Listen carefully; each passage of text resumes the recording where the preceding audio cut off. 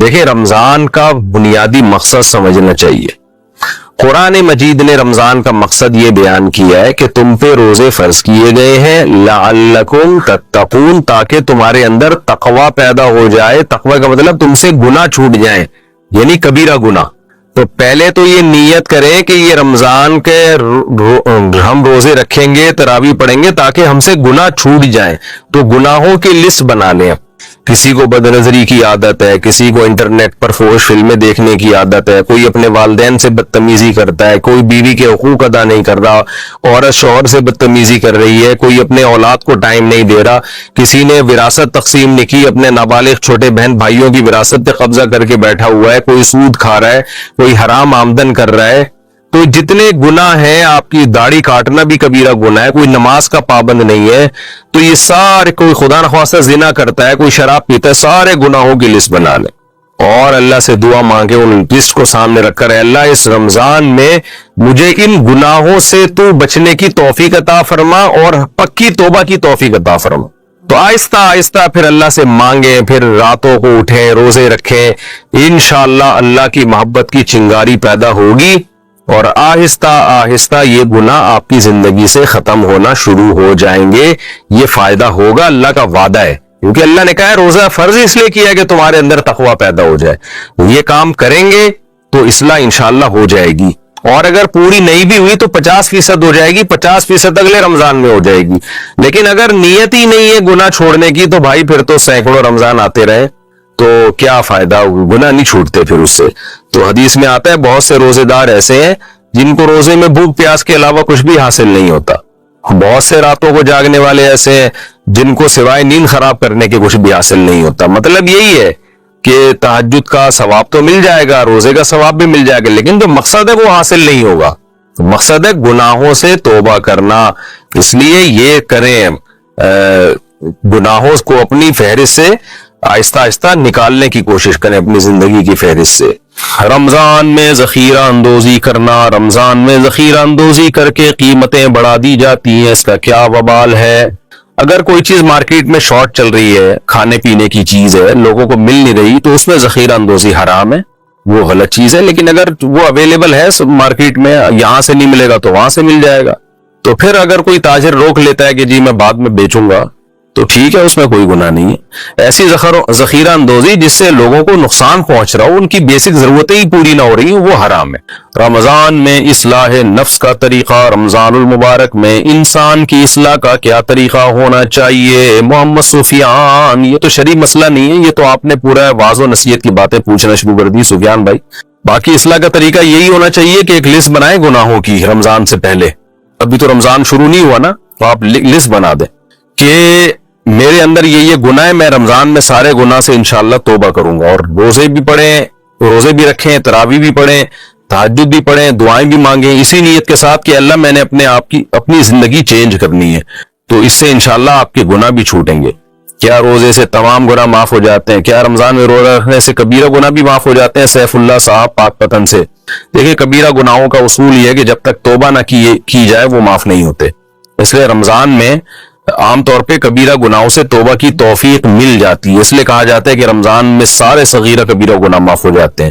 وجہ اس کی ہے کہ کبیرہ گناہوں سے بھی توبہ کی توفیق عام طور پہ رمضان میں مل جاتی ہے. تو اس لیے آپ کوشش کریں کہ رمضان میں کبیرہ گناہ بھی چھوڑ دیں اور ان سے سچی توبہ کریں. کسی شخص کی طبیعت خراب ہونے کی وجہ سے وہ روزہ نہ رکھے تو علماء بتاتے ہیں کہ کوئی دیندار اور ماہر ڈاکٹر کے کہنے پر چھوڑ سکتا ہے. لیکن اگر کسی کے پاس ڈاکٹر کو بتانے کی فیس ہی نہ ہو تو وہ کیا کرے؟ کیا اپنی رائے کی بنا پر طبیعت خراب ہونے کی وجہ سے روزہ چھوڑ سکتا ہے؟ محمد سعادت خان انڈیا سے. دیکھیں، ایک آدمی کو اپنے بارے میں غالب گمان ہے، وہم نہیں ہے، غالب گمان ہے کہ میں نے روزہ رکھا تو میری طبیعت خراب ہوگی. بعض دفعہ پیشنٹ کو تجربوں سے پتہ چل جاتا ہے. جیسے شوگر کے مریض کو بار بار ڈاکٹروں کے پاس جانے کی ضرورت نہیں ہوتی.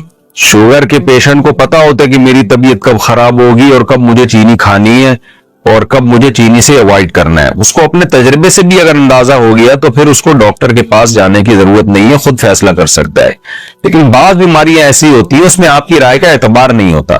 میں نے بہت دفعہ مریضوں کو دیکھا ہے، وہ کسی چیز سے خامخواہ میں پرہیز کر رہے ہوتے ہیں، ڈاکٹر سے پوچھتے ہیں تو ڈاکٹر کہتا ہے اس سے پرہیز کرنے میں آپ کو آپ کی بیماری کا کوئی تعلق نہیں ہے اس کے پرہیز سے۔ روزے میں بھی میں نے خود ایک پیشنٹ کو دیکھا، کچھ دن پہلے مجھ سے مسئلہ پوچھنے کے لیے آئے کہ اس بیماری میں میرے لیے روزہ رکھنا نقصان دہ ہے، تو میں نے کہا آپ ڈاکٹر سے پوچھیں۔ تو پھر انہوں نے کہا میں نے ڈاکٹر سے پوچھا تو ڈاکٹر نے کہا کہ روزہ رکھنے سے اس بیماری کا کوئی تعلق نہیں ہے، آپ کو کوئی نقصان نہیں ہوگا اس سے۔ تو اس لیے ڈاکٹر کی بات زیادہ قابل اعتماد ہوتی ہے۔ تو اپنی طرف سے ہوائی تکے نیچے لانے چاہیے، ہوائی فائرنگ نہیں کرنی چاہیے۔ رمضان کا روزہ ہے، اسلام کا رکن ہے۔ آپ کہہ رہے ہیں ڈاکٹر کی فیس نہیں ہے، تو ڈاکٹر چلتے پھرتے مل جاتے ہیں، مسجد میں آپ کے کوئی نہ کوئی ڈاکٹر آتے ہوں گے، ان سے چلتے چلتے پوچھ لیں ڈاکٹر صاحب اس بیماری میں، تو میرا خیال ہے ایک مسئلہ بتانے کا، یعنی شرعی مسئلے میں رہنمائی کرنے کے ڈاکٹر آپ سے پیسے کیوں لے گا؟ پھر بھی اگر کسی کے لیے ممکن نہیں ہے تو پھر وہ غالب گمان پر عمل کر سکتا ہے، کہ اس کو اگر غالب گمان ہے اپنے بارے میں کہ واقعی میں روزہ رکھوں گا تو میری صحت کو، یعنی میری بیماری بڑھ سکتی ہے، بیماری جو ہے بڑھ سکتی ہے یا میں بیمار ہو سکتا ہوں، تو اپنے تجارب سے کسی کو اندازہ ہو گیا ہو تو بھی اس کو روزہ چھوڑنے کی اجازت ہے۔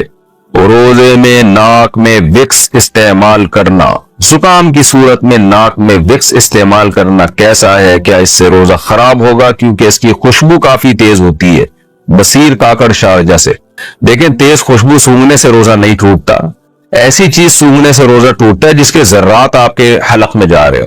تو وکس آپ اندر لگائیں گے، مستقل لگی رہے گی، تو میرا خیال ہے کہ لازمی اس کے ذرات پھر آہستہ آہستہ ناک کے ذریعے حلق میں جاتے ہیں، تو اس لیے وکس کا استعمال روزے میں جائز نہیں ہے، ناک میں لگانا یعنی۔ بیمار شخص رمضان کی برکت کیسے حاصل کرے جو بیماری کی وجہ سے روزہ نہ رکھ سکے، اور رمضان کے فضائل سے کیسے مستفید ہوں؟ ضیاء الرحمن ہنگو سے حدیث میں آتا ہے کہ جو شخص کسی عبادت میں مشغول تھا، معمول تھا اس کا، پھر بیماری کی وجہ سے وہ عبادت نہیں کر پایا تو اللہ اس بیماری میں بھی اس کا وہ عمل لکھ رہے ہوتے ہیں۔ تو اگر کوئی شخص ہمیشہ رمضان میں روزے رکھتا ہے، اس کا معمول ہے، ایک رمضان ایسا آیا جس میں بیچارہ بیماری کی وجہ سے رکھ نہیں پا رہا، تو اللہ تعالیٰ اپنی رحمت سے اس کو رمضان کے روزوں کا ثواب دیں گے، کیونکہ وہ بیچارہ تو اس کا تو معمول تھا، اس لیے اس میں ٹینشن کی، پریشان ہونے کی ضرورت نہیں ہے۔ باقی یہ کہ وہ دوسری عبادت تو کر سکتا ہے، اگر روزہ نہیں رکھ سکتا تلاوت کر لے، کچھ نہیں اللہ کا نام لے لے، تسبیح ہاتھ میں لے کے سبحان اللہ والحمد للہ ولا الہ الا اللہ واللہ اکبر یہ تسبیح پڑھ لے، سبحان اللہ پڑھ لے، الحمدللہ پڑھ لے، تو رمضان میں اور بہت سارے طریقوں سے وہ عبادت کر کے رمضان کی برکتیں حاصل کر سکتا ہے۔ قرآن مجید کہتا ہے رمضان وہ مہینہ ہے جس میں ہم نے قرآن کو نازل کیا، ہدن للناس وبینات من الہدی، یہ کتاب ایسی ہے جس میں لوگوں کے لیے گائیڈنس ہے۔ یہ جو گائیڈنس ہے نا، یہ بڑا امپورٹنٹ لفظ ہے انسان کی زندگی کے لیے۔ قرآن کا یہ دعویٰ ہے کہ ہدایت، جس کو انگلش میں ہم گائیڈنس کہتے ہیں، اردو میں رہنمائی کہتے ہیں، قرآن کا یہ دعویٰ ہے کہ یہ رہنمائی صرف قرآن کے پاس ہے، قرآن کے علاوہ کسی کے پاس گائیڈنس ہے ہی نہیں۔ آپ کہہ سکتے ہیں کہ یہ تو عجیب سی بات ہے بھائی، گائیڈنس کیوں نہیں ہے؟ ہم گائیڈنس اپنے ماں باپ سے لیتے ہیں۔ جی اب میں گائیڈنس ان سے لے رہا ہوں کہ نہیں لے رہا؟ تو ہم تو زندگی کے بہت سارے شعبوں میں مختلف قسم کے لوگوں سے گائیڈنس لیتے رہتے ہیں۔ قرآن کہہ رہا ہے کہ گائیڈنس صرف کس کے پاس ہے؟ قرآن کے پاس ہے۔ عجیب سی بات ہوئی، سمجھ میں آنے والی بات تو بظاہر نہ ہوئی ہے۔ بظاہر میں نے سوچ سمجھ کے لگایا، اس لیے کہ اگر بظاہر کے بغیر کہہ دیتا کہ سمجھ میں آنے والی بات نہ ہوئی تو کلپ چل جاتا اور گستاخی اور توہین قرآن کا کیس چل کے پھانسی ہو جاتی۔ سمجھ رہے ہیں یہ نہیں سمجھ رہے کہ مفتی صاحب نے کہہ دیا کہ یہ تو غلط معلوم ہو رہا ہے، تو یہ پاکستان میں اس وقت مذہب کا یہ حصہ رہ گیا ہمارے سامنے۔ سمجھ رہے ہیں؟ مذہب اس چیز کا نام ہے، اڑا دو پھوڑ دو، کوئی پتھر سے نہ مارے میرے دیوانے کو، بم کا زمانہ ہے اڑا دو سالے کو۔ سنا ہوگا نا آپ نے، کوئی حسن حاضر ہے محبت کی سزا پانے کو، اصل میں یوں تھا، میری عادت ہے چٹکلوں کی، وہ باز نہیں آتا۔ محبوبہ نے کہا تھا پرانے زمانے میں کہ بھئی میرے حسن کی وجہ سے یہ مجھ پہ عاشق ہوا ہے تو سزا مجھے ملنی چاہیے، اس بیچارے کو کیوں مار رہے ہو؟ بھئی یہ ای کو ختم کریں، جیسے نارمل آواز ہے نا وہی رکھیں۔ حسن حاضر ہے محبت کی سزا پانے کو، کوئی پتھر سے نہ مارے میرے دیوانے کو۔ کراچی کے حالات سے یہ شاعر نے چینج کیا ہے، کوئی پتھر سے نہ مارے میرے دیوانے کو، بم کا زمانہ اڑا دو سالے۔ پرانے زمانے کی بات تھی۔ خیر، تو بھائی ہم تو مختلف زندگی کے شعبوں میں ہدایت ہم لیتے رہتے ہیں، لیکن قرآن کہہ رہے کہ ہدایت اور گائیڈنس صرف کس کے پاس ہے؟ قرآن کے پاس۔ لیکن سوال پیدا ہوتا ہے، بظاہر قرآن میں تو کوئی گائیڈنس ہے ہی نہیں، آپ کا گلا خراب ہو قرآن سے گائیڈنس ملے گی کیسے ٹھیک کرنا ہے؟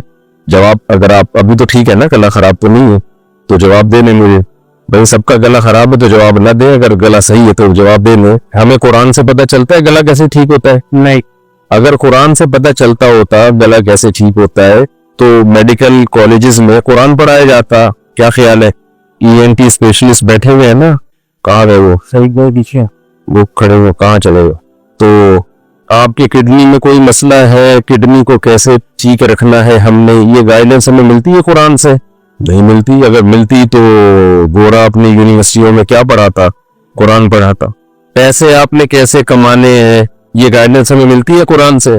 نہیں مل رہی بھائی۔ اور اس کے لیے آپ کو تاجروں کے پاس اپنے بچوں کو بٹھاتے ہو، کبھی بھی بزنس سیکھنے کے لیے بچوں کو قاریوں کے پاس نہیں بٹھایا جاتا، مولاناؤں کے پاس بھی نہیں بٹھایا جاتا۔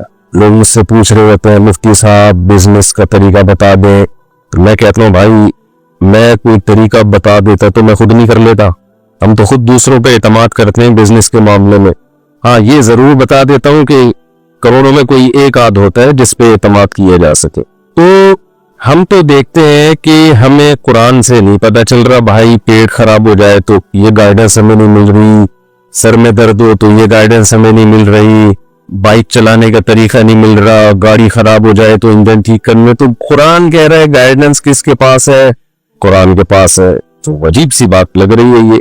دیکھیں گائیڈنس دو طرح کی ہوتی ہے، ہدایت یا گائیڈنس جسے ہم کہتے ہیں، جو ہماری زندگی کے سب سے امپورٹنٹ سوالات ہیں نا، جو ہمیشہ سے انسان حل کرنے میں لگا ہوا ہے، اس سوال کا جواب قرآن کہتا ہے میرے سوا کسی کے پاس نہیں ہے۔ میں سمجھا پا رہا ہوں اپنی بات؟ دیکھیں جب بھی ہم بلوغت کی دہلیز پہ قدم رکھتے ہیں، دماغ استعمال کرنا شروع کرتے ہیں، ایک سوال ہمیں بار بار کلک کرتا ہے لیکن ہم اس کو کچل دیتے ہیں، کہتے ہیں چھوڑا یار اس بحث میں نہیں پڑو۔ وہ سوال یہ کہ ہم کیوں ہیں، یہ سب کیوں سجایا گیا، یہ گلشن، یہ انسان کو کیوں بنایا گیا، یہ کائنات کو کیوں ڈیزائن کیا گیا، یہ کیوں زمین سورج کے گرد گھوم رہی ہے، پھر سورج کہیں اور زمین کو لے کے گھوم رہا ہے، پھر یہ درخت، یہ پودے، یہ تتلیاں، یہ شیر، یہ چیتے، یہ لومڑیاں، یہ ظلم، یہ عدل، یہ رحم، یہ سخدلی، سب چیزیں دنیا میں مکس چل رہی ہے کہ نہیں چل رہی ہے؟ تو یہ سب ہے کیوں؟ اس کی ریزن کیا ہے؟ ہماری زندگی کا سب سے امپورٹنٹ سوال یہ ہے جسے ہم سائیڈ پہ رکھ کے اپنی زندگی گزارتے ہیں۔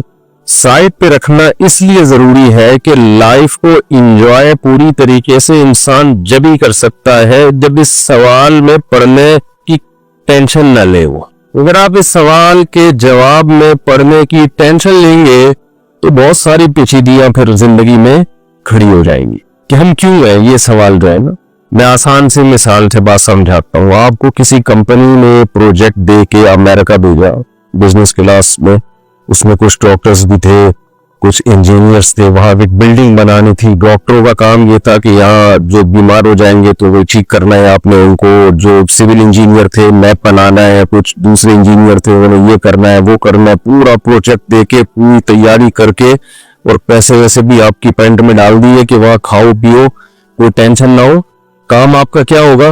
یہ پروجیکٹ ہمیں 1 سال میں کمپلیٹ کرنا ہے۔ اب آپ گئے امریکہ گئے تو ایک الگ دنیا نظر آئی، وہاں نائٹ کلب بھی، وہاں شراب، یہاں پھر بھی انسان چھپ چھپا کے جا رہا ہوتا ہے۔ میں افریقہ میں نے نائٹ کلب دیکھے تو میں نے کہا ان سے تو ہمارے چائے کے ہوٹل اچھے ہیں، غریب ملکوں میں بھی نائٹ کلب بنائے ہوئے ان لوگوں نے، ان غیر مسلموں میں تو نائٹ کلب لازمی ہے لیکن غریبوں والے نائٹ کلب ہے۔ تو جہاں اسلام نہیں ہوگا تو نائٹ کلب زندگی کا حصہ، شراب کباب، کیونکہ پھر لائف کا مقصد انجوائمنٹ کے بغیر کچھ بچتا نہیں ہے۔ تو اب آپ وہاں گئے، آپ نے ایک عجیب دنیا دیکھی، یار یہ تو علی رنگینی ہے، یہاں تو شراب بھی ہے، زنا بھی ہے، عیاشی بھی ہے، کوئی ٹینشن نہیں ہے۔ جیسے بچے بگڑ جاتے ہیں نا باہر ملکوں میں، ابا پیسے دے کے بیچتے ہیں یونیورسٹی میں پڑھ لینا، اپنے سیمسٹر کی فیس میں دے چکا ہوں، بچہ وہاں جا کے عیاشی ہو۔ کئی بچے ہم نے دیکھے بگڑے، وہاں جا کے ابا نے پڑھائی کے لیے بھیجا، وہ پڑھائی کے علاوہ دوسرے کاموں میں لگ گئے۔ اب جب ان کو کوئی بار بار یاد دلائے گا کہ بیٹا تم یہاں آئے نہیں ہو، تمہیں یہاں بھیجا گیا ہے، کتنے پروٹوکول کے ساتھ بھیجا ہے، ورنہ